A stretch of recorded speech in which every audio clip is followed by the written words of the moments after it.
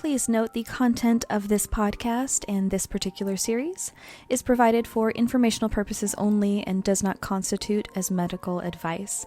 Please consult a licensed healthcare professional for guidance. Now on to the podcast. Hello and welcome back, magical friends, to Witchy Ways for Modern Days.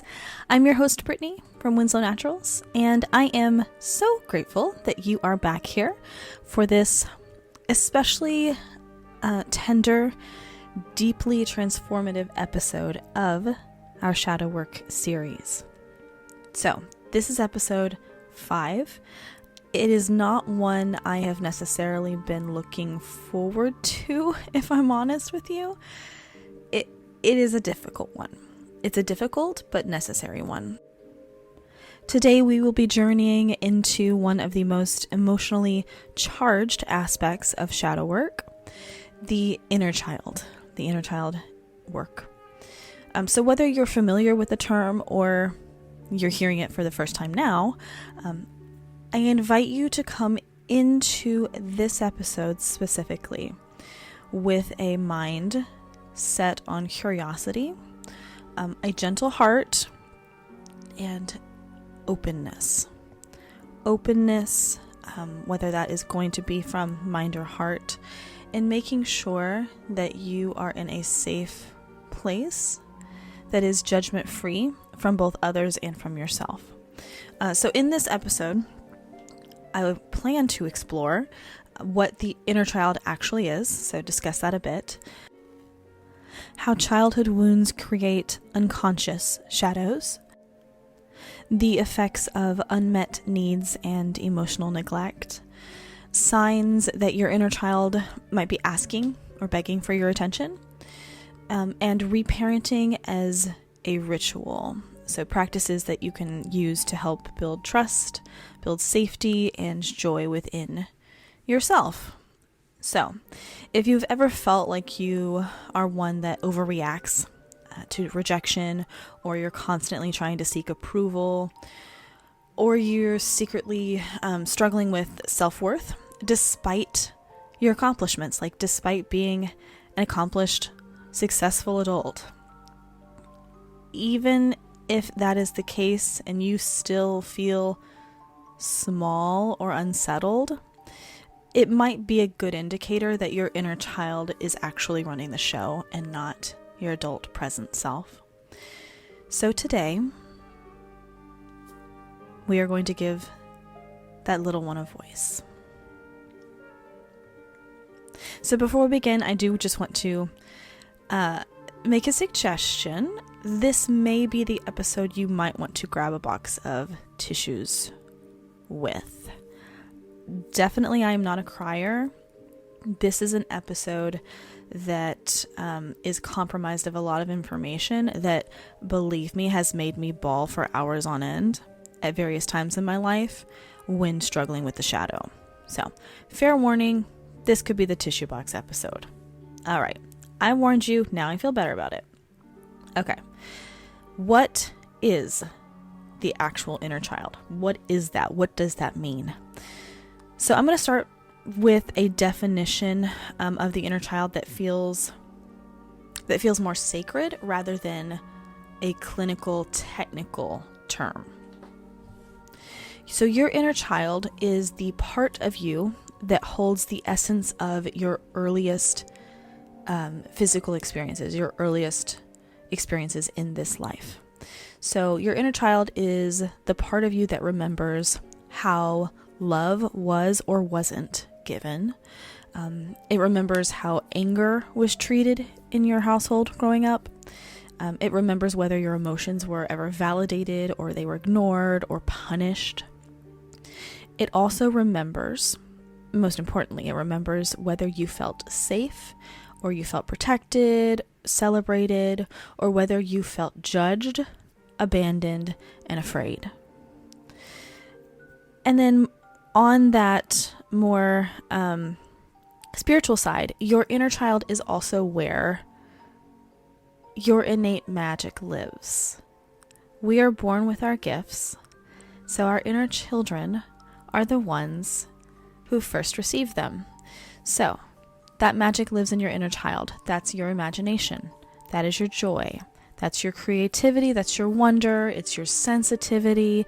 And it could be, very well could be, where your magical core is stored. It could be. Some people, it's a bit different. A lot of us, the ones of us that are a bit more sensitive and more geared toward natural ability, our inner children tend to be the ones that run that show. When a child's needs go unmet, whether that is emotionally, whether that's physically, spiritually, the unprocessed experiences get stored away in shadow form. So they become parts of our shadow. And so by doing so, the cause and effect is the adult self, when the adult self grows and becomes, we grow up, basically. We build walls, we put on masks, we chase approval, we withdraw. These are things that happen in direct response to the inner child having created the shadow in the first place. So this is going to be a part where I suggest that we do a quick breathing exercise before we move on. So we're just going to do a very quick one together. We're going to breathe in for 4, hold it for 4. We're going to exhale for 4. All right, so we're going to breathe in for 4. Hold it for 4. Exhale for 4. Okay, so this part is the one that can bring up a lot. So just want to prepare our bodies. So this is how our childhood wounds actually create shadows. So childhood wounding can come in many different forms. A list of examples. It could come from neglect, whether that's emotional or physical. It could come from over-control, where you were never allowed to express yourself. Abandonment, even if it was unintentional by a caretaker, still abandonment. Enmeshment, when you had to be the emotional caretaker, right? You had to be the parent.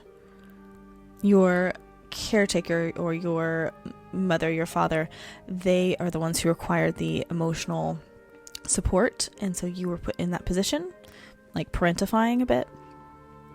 Could be shaming and punishment for either being too much or not enough. So many of us internalized very damaging core beliefs during those very formative years.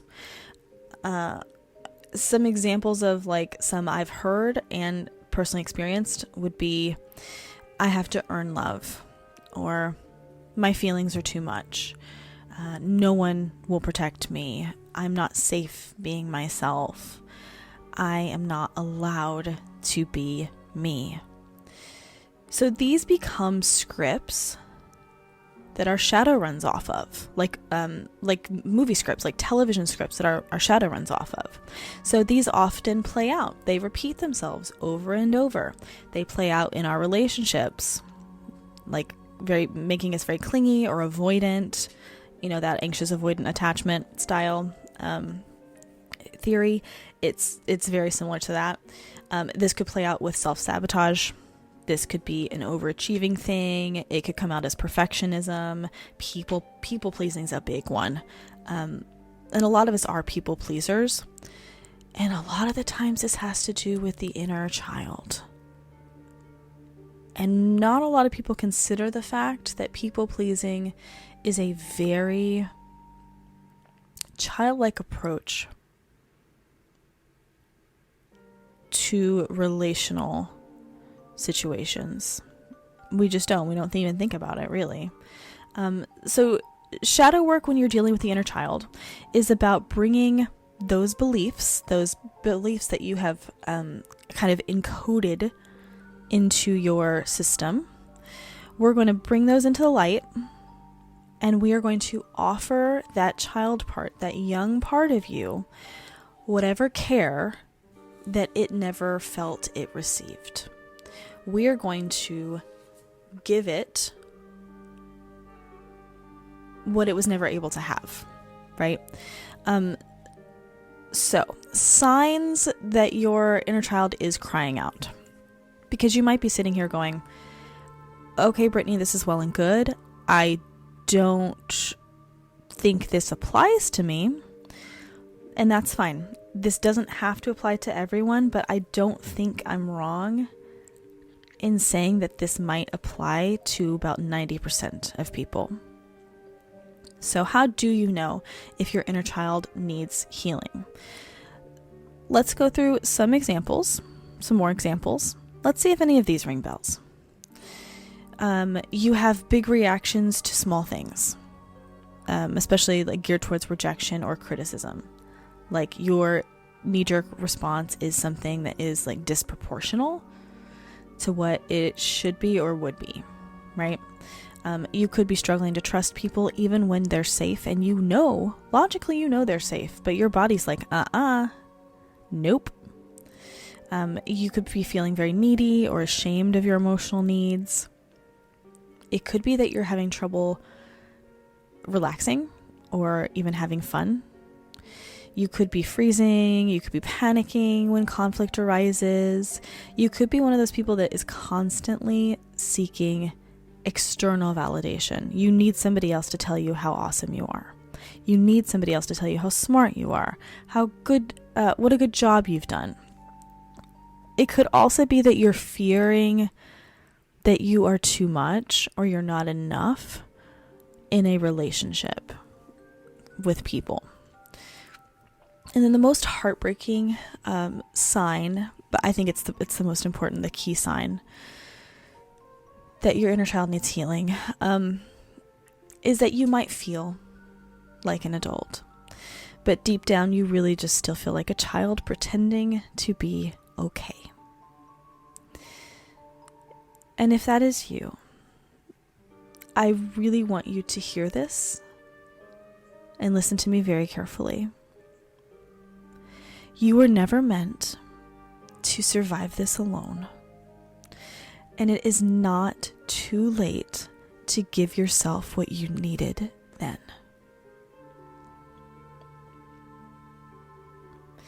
I told you it was a teary episode. Okay. My face is just a little wet. So how do we begin healing? Well, we're going to begin with a very fun word. Reparenting. So reparenting is the process of becoming the loving caregiver that your inner child needed.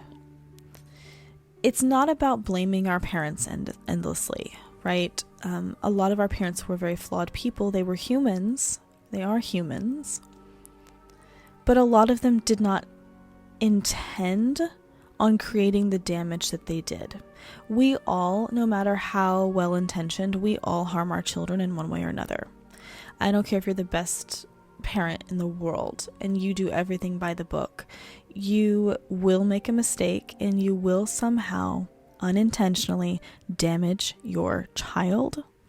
It's not okay, but it is understandable. So this is not about blaming our parents, okay? You can if you want to. If they were actually purposefully neglectful or abusive, sure, you should be blaming them.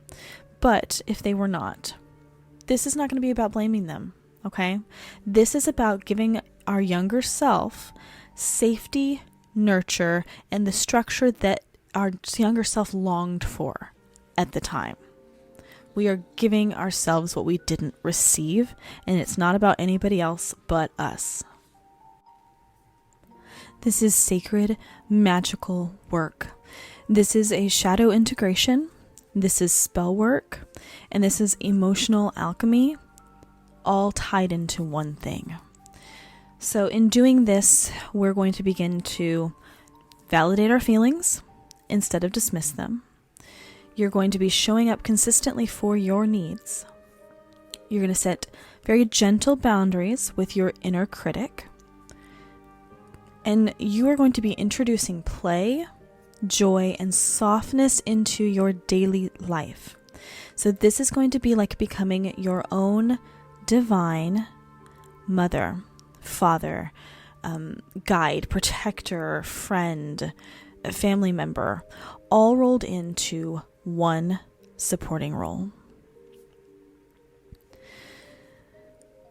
So I'm going to share with you a couple very powerful and tender practices that you can use to begin connecting with your inner child. Connecting with your inner child. The remainder of this podcast can be purchased at our Patreon, Witchy Ways for Modern Days.